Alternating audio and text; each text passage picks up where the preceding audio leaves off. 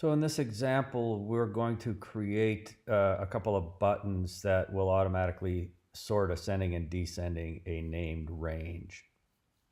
So first thing I did was created a named range on this sheet, and basically you do that under named ranges, and you bring this up, and we added this range.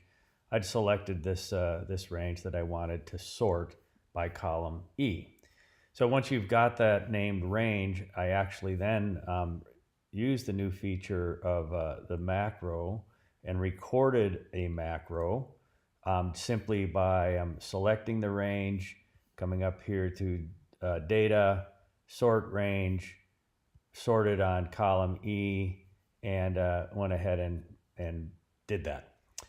And I recorded all that with a macro. Well, the macro actually created a script, just like I could have written all this, but the macro did it all for me. So my first script, my first function I called sort by E, and then my second function I called sort E down, and basically it's the same exact script, although ascending true, ascending false. So I duplicated that. Then I came back to the sheet, and I basically made a drawing, grabbed a shape of a button and put the text on there.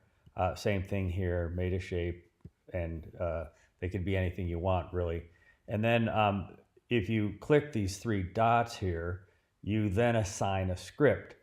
And the script basically just calls the function. So this is the sort E down function, and this is the other script that we had, sort by E function, which you see in here in the script editor, these two functions.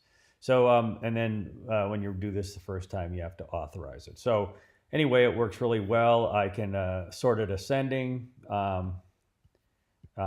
Just click the button. Yep. And it sorts ascending and descending.